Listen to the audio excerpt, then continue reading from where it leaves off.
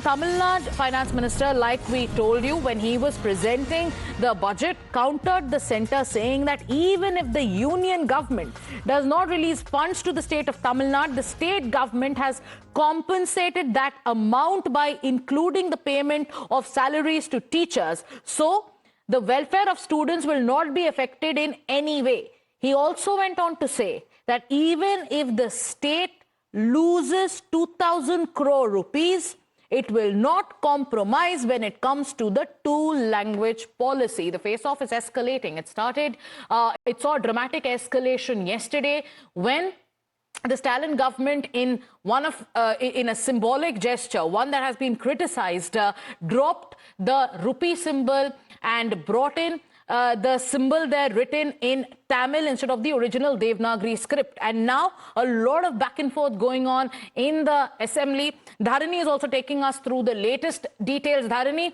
the DMK sticking to its guns, the finance minister of the state going on to assert that even if the centre does not release funds, even if the state loses crores and crores of rupees as part of the PM Shri scheme, they will not budge. They will not allow anything to do with the NEP. They want their demands on the two-language policy to remain, as opposed to what the NEP and the three-language policy goes on to say.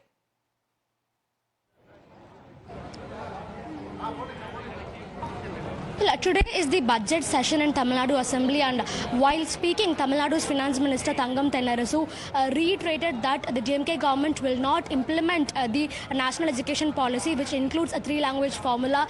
The Finance Minister has told that even if we lose 2,000 crores, we will not compromise in the two-language formula. The state will continue following a two-language formula, which includes English and Tamil.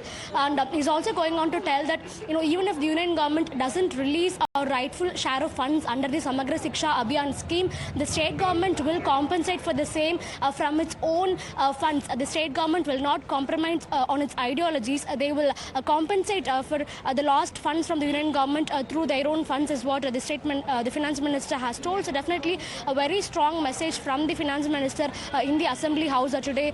So this he spoke in front of the chief minister, and yesterday we saw how the budget logo for this financial year, it contained the Tamil word Ru in place of the official rupee symbol. So that was also a very strong symbolic messaging from the DMK's side to the BJP and also to the union government that their alleged attempts to impose Hindi will not win in the state of Tamil Nadu, will not succeed in the state of Tamil Nadu, and that as far as the DMK government is concerned, the priority will always be given to Tamil first. That was the symbolic messaging that the DMK had given yesterday by changing the logos in the symbols in the logo, and now the finance minister has symbolism or posturing. That's what many are asking, because it's also interesting that this rupee symbol, which has been dropped by the Stalin government from their budget papers, was actually designed by a man who happens to be a Tamilian himself.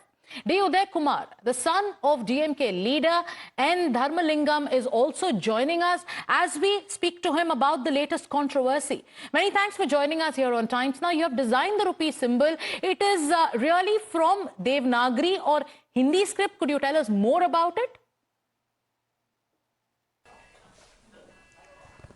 Yes, so the symbol that I designed is a combination of the Latin script and the Devanagari script. So they are combined together, because I thought it as an abbreviation, like R for rupees and R for rupiah. So I try to kind of blend them together to create something which is a universal design. Now, as the designer of the Indian rupee symbol, how do you view Tamil Nadu's recent decision to replace the symbol with the Tamil letter Ru in its 2025-2026 state budget? Well, the state government has their own reasons, which I am not aware of. So it's up to the government to kind of see and what symbol they would want to kind of make use of. So, in fact, I'm also getting to hear about the news, though I do not know much of the information. But like I said, it's the state government which has taken its decision. So I do not know what I can comment on that. Do tell us about the diverse influences that led you to design the rupee symbol. So this actually was a competition floated by Government of India in 2009. So I was pursuing my PhD in IIT Bombay. So I also was enthusiastic in participating in this competition because it's a national level competition. So then I had my own ideas. So they had certain criteria for the competitions. One of that was that the Indian symbol should reflect our Indian culture and tradition. So I tried to kind of focus on that specific point and then try to kind of create a design which will be reflecting our Indian traditions and culture. And that's where the idea of script came through, and I used the Devanagari script and also try to kind of blend the Latin script also along with it, so that even the international audience can understand what the symbol stands for. I want to draw your attention to a statement made by a DMK MLA. His name is E. Naganathan. He clarified, stating that using the mother tongue for all purposes is the theme of any union government's principles that they have set. So it is, falling in those lines. For that, the Ru symbol, that is the, Tamil for rupee, has been used. But does that defense hold any water, when it comes to this controversy? Well, that is his view, and which I am not so sure what to comment, because when I designed it, I had certain things in mind, like I said clearly. So it was a competition, and they had certain briefs to be fulfilled. So I focused on that specific idea of creating an Indianness and also looking at the diversity of our country. So and trying to portray an identity for in India. So that's how I kind of choose scripts to be something which you can visual sign which can best reflect our country. So I choose to go with, in fact I did study about various other Indian scripts, but I finally choose to do with the Devanagari script. Like I said, it's kind of an abbreviation for an rupiah and also the rupees. So so that's the idea which I had in mind when I designed it. Mr. Uday Kumar, given that your father was himself a former DMK MLA, how do you see the entire politics revolving around the rupee symbol? Well, my father, certainly, my father was a DMK MLA, but he was an MLA even before I was born. So, and right now he's not active in politics, and neither I am, and so he never kind of involved myself into the politics. So probably it's just a coincidence, but I do not see nothing more than that. Now, do you feel this is unnecessarily raised for just the sake of politics?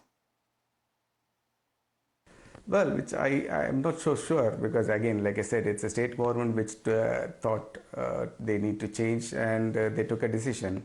So maybe they have their own reasons for it, which I'm not aware of. So it's not right for me to comment when I don't have the right information.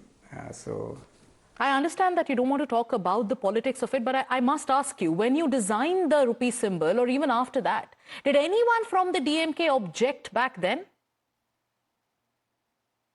I don't think so. No, it never happened. And in fact, it's been there for 15 years, almost nearly 15 years now. So I don't think there was any opposition or anything of that sort. Yeah. Thank you so much, Mr. Kumar, for speaking to Times Now. The face-off over the NEP, the language war, and also that dramatic escalation by the DMK government, dropping the national symbol when it comes to rupee, replacing it with the Tamil alphabet Ru. What does it go on to say? What next when it comes to this entire political war? We'll tell you all about it, but with that, we'll have to take a short commercial break.